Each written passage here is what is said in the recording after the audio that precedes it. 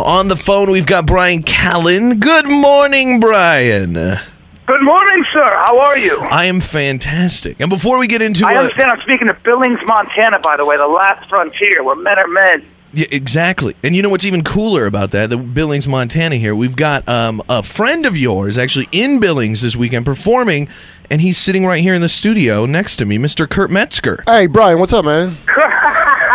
My man, Kurt Metzger. Ladies and gentlemen, what's up, you big I made them let me come in so I could talk to you. Yeah. He wanted to say hi to you. Metzger is a talented giant. He's a big boy and he's very funny. And you guys go out and see him in Billings. There you go. Everybody, that's what every comedian that we've talked to this week has said. They're like, everybody needs to go see Kurt. He's funny. Yeah, Bryan, do you remember? He was funny 10 years ago. He's funnier now. I'll tell you that right now. Do you remember, dude, when we went with Dove? It was you, me, Dove, and like one Asian girl went out to like a wine and cheese bar. This is like never compete with Dove Davidoff, by the way, for tail. And never. It's like never. The three of by us. the way, I love the way that sounds. You remember me, you, Dove, and that Asian girl? Because this girl was throwing it out to all of us. In that bathtub. What, Kurt? Yeah, but remember that? And then I remember all like we're in the cabin. I'm like, what are we doing here? Like, is she gonna go with all of us? Like, and I'm like, and I realized. And then I remember you ordered like some nice cheese and wine. And then Dove just took her in the bathroom and molested her and left with her. And then you and me had to sit and eat cheese, two men, and drink wine and talk you and I about were hair left with replacement. wine and cheese.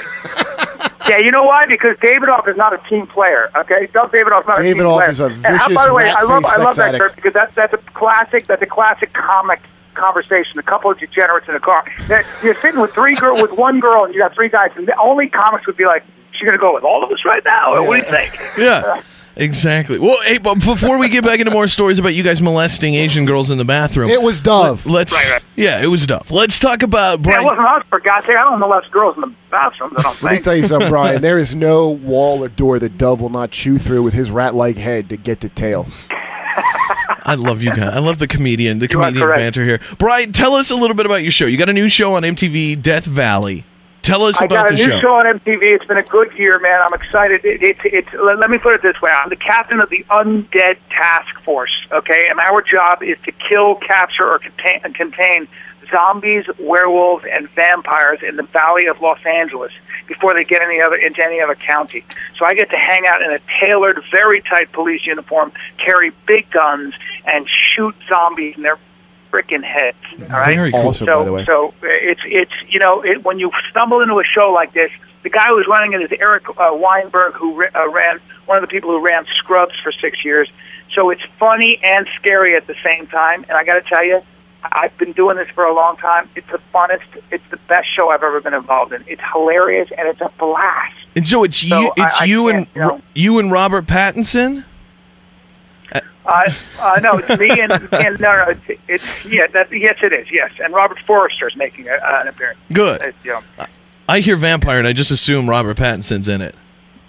No, because you got vampires, you got werewolves, and you got zombies. All right. I see. And this is a very unique show. I got to tell you, I've never seen a show like it. So it seems like we're starting to garner fans, and I think it's well deserved. And it's been a blast.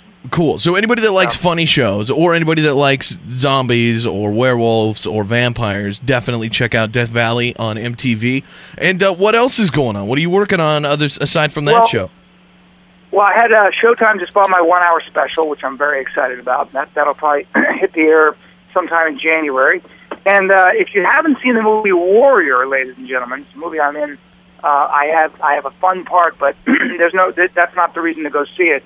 I think it's going to win an Oscar. Even though it didn't get a lot of press, it's an unbelievable movie, and it's in theaters right now. Yeah. So it's a privilege. That's true. When that movie came out, when I saw trailers for it and stuff, I thought, oh, this movie's going to suck. Just because there's been so many crappy MMA movies lately, that they're putting out. And then I've heard exactly what you said. People saw it, and they're like, it's not a crappy MMA movie. Like, this is a, potential Academy Award nominated movie.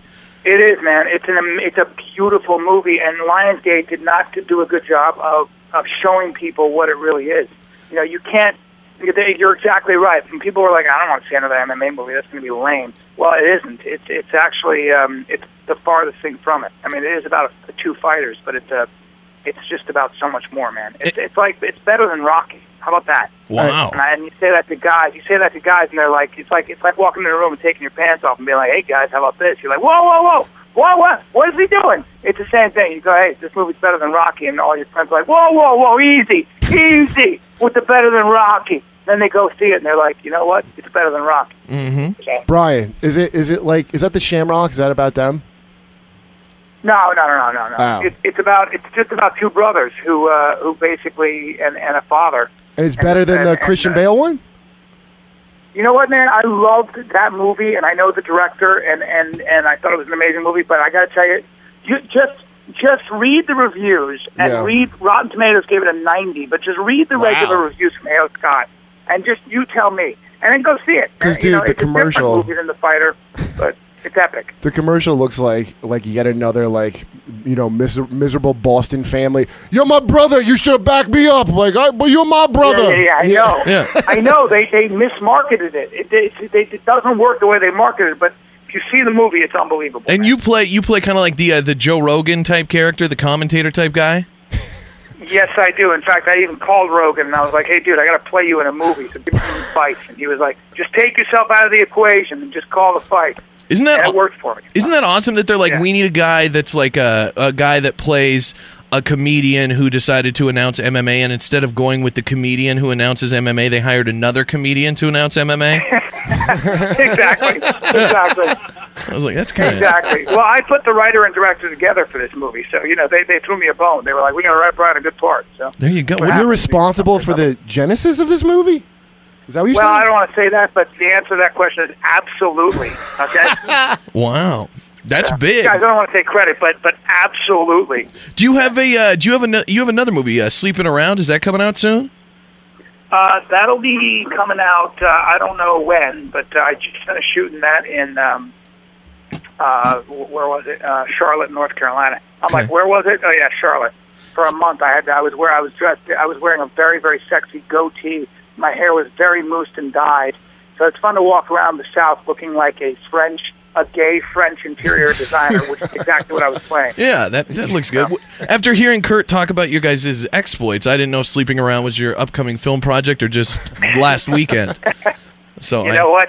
Both, my friend, both. I'm a method actor, okay? Good. I like to hear that. So, and are you still touring, still doing stand-up and stuff, or are you too busy with all this movie stuff? No, I'm still touring, man. I'm on my way to Seattle. I'm down in San Diego this weekend, and then next weekend in Seattle. Then I go to Nashville, Tennessee. I've not been up to Billings.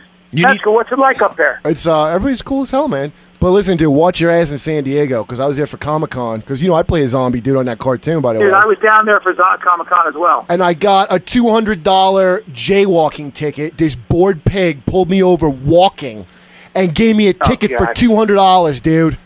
Watch out. Oh, God. Yeah, Watch 200. out. You got. Oh my God. All you zombies have got really problems. annoying, man. That's annoying. I would compare him to like an Auschwitz guard following orders, but let's face it, not even Hitler would charge a guy $200 for jaywalking. That's true. I was going to say, hey, wait a minute, man. This is outrageous even for the Nazis, for God's sake. You go, come on, let's not get crazy, guys. All right, Brian, we got to let you go because you got to promote the show. Death Valley is the new show on MTV Mondays at 8:30. We'll definitely check it out here. Bryan Callen, thanks so much for being on the show, man, and we'll let Kurt pass on how good Billings is to you after this weekend, and hopefully we'll see you up here soon. I look forward to it, gentlemen. I'll see you later in Death Valley. Death Valley. Check it out. Metzger, kill it over there. All right, see you, Brian. The Big J Show. Weekday mornings from 6 till 10 on Billings' #1 hit music station, Hot 101.9.